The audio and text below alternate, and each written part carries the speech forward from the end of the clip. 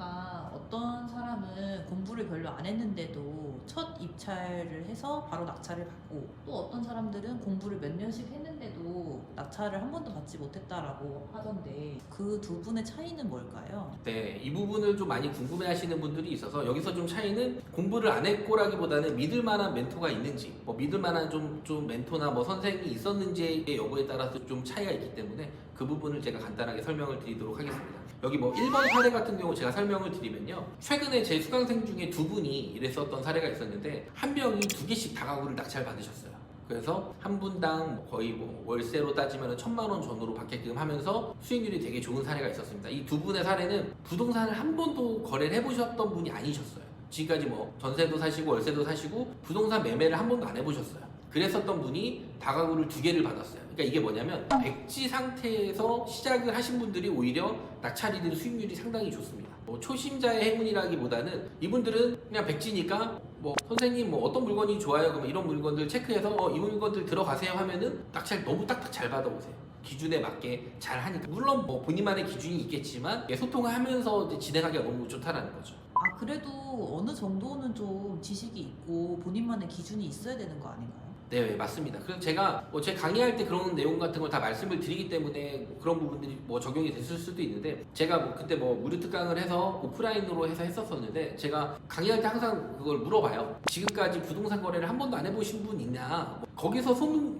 드는 분들이 있으면은 저는 어떻게 얘기하냐면, 지금까지 부동산 거래를 한 번도 안 한 사람은 앞으로도 안 할 가능성이 높다, 이걸 얘기하려고 했는데, 그분이 손을 드시는 거예요. 저는 속으로 이분은 뭐 부동산을 아직도 한 번도 안 사봤으니까 부동산을 안 할 가능성이 높겠다고 생각을 했는데, 이분이 갑자기 또 유료 신청을 하시고, 그래서 의아해했어요. 이분 잘하실 수 있을까 했는데, 이분이 결과 성과가 제일 좋았어요. 다가구를 두 개 받으면서 지역을 뭐 두 개를 받으면서 월세를 1,000만 원 정도 세팅 구조를 만들면서 제가 깜짝 놀랐죠. 그리고 또 한 분은 최근에 올해 뭐 두 개를 받으신 분도 있는데, 이분도 그 개인 사업 하시면서 부동산 거래가 있었던 분은 아닌데, 갭 투자 하나 뭐 실패해가지고 손해 본 사례 정도 있었는데, 이분도 되게 적극적으로 열정적으로 하시는 분들이 성공률이 되게 높더라고요. 이분도 열정적으로 수업도 저랑 소통도 많이 하셨는데, 이분도 한 번에 두 개를 받으셨어요. 이렇게 해가지고 먼저 좀 백지 상태에서 소통하고 잘 이렇게 진행하시는 분들은 잘 받고 잘 진행이 되시더라고요. 그럼 실패 사례도 있을 것 같은데요. 네네, 맞습니다. 실패하신 분은 어떤 특징이 있었나요? 지금도 계속 재도전하는 거는 저는 실패라기보다는 좀 성공이 좀 더 시간이 걸린다, 이렇게 표현을 하는데, 좀 몇 분들 같은 경우는 좀 본인만의 주장이 좀 강하시거나, 아니면은 나는 무조건 신축만 사야 돼, 아니면 난 무조건 서울만 해야 돼, 아니면 수도권만 해야 돼, 너무 좋은 것만 사야 돼, 이런 분들은 좋은 거는 입착률도 너무 올라가고 가격 경쟁률도 너무 붙기 때문에 이게 수익을 많이 내기도 어렵고, 뭐 예를 들어서 만약에 뭐 15억짜리를 나는 7, 8억에 사야 돼, 근데 실제 낙찰되는 건 11억, 12억이거든요. 그렇기 때문에 수익률도 안 맞고 기준이 안 맞기 때문에 계속 폐찰해서 의욕이 좀 떨어지고, 뭐 이런 사례 부분들도 있습니다. 그리고 또 하나의 또 실패 사례가 있으면, 되게 열심히 하시는 분이 있는데 이분은 제가 봤었을 때 너무 열심히 하고 너무 잘해서 이건 무조건 성과가 나오겠다라고 생각을 했는데, 나중에 알고 보니까 1년 있다가 제가 만났는데 잘 안 된 사례를 들었어요. 이게 어떻게 됐냐면, 이분 같은 경우는 시세 조사랑 물건이랑 임장까지 다 다니신 거예요. 예를 들어 뭐 지방 지역이면 청주든 당진이든 뭐 대전이든 충청권이든 어디든 임장을 계속 다니시는 거예요. 예를 들어 뭐 다가구라고 치면 다가구 낙찰 받으러 다니셔서, 원래 다가구 같은 경우는 임장 같은 거 할 때 네이버 시세 보고 임장 직접 가게 되면은 뭐 무리 세는 게 있는지 없는지, 그리고 시세가 얼마 정도인지는 네이버로 좀 확인하고 근처만 가볍게만 보면 되는데, 이분은 경매 나오면 거기 물건지 근처 부동산 가서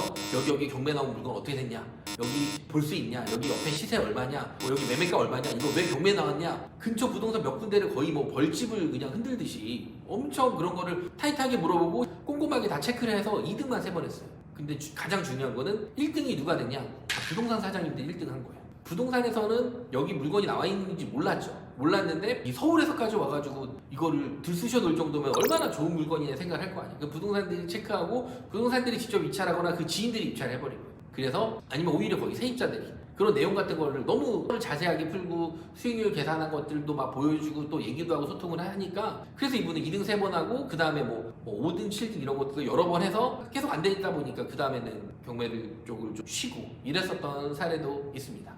공부한 대로 꼼꼼하게 체크하고 그렇게 하는 게 당연한 거라고 생각을 했는데 이렇게 경쟁률을 높일 수도 있겠네요.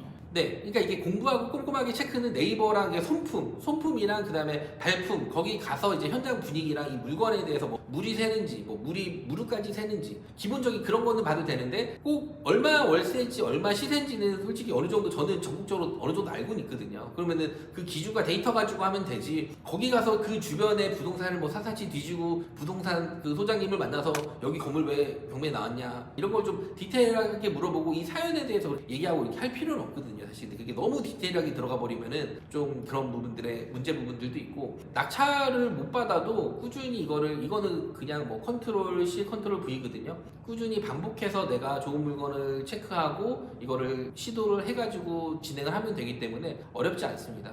그렇기 때문에 여러분도 다음번에는 나도 건물주가 될 수 있어, 나도 뭐 투자해서 좀 수익을 볼 수 있어 이렇게 생각을 하시면서 하나씩 좀 접근을 하면 될 것 같습니다. 네, 오늘도 감사드립니다. 네.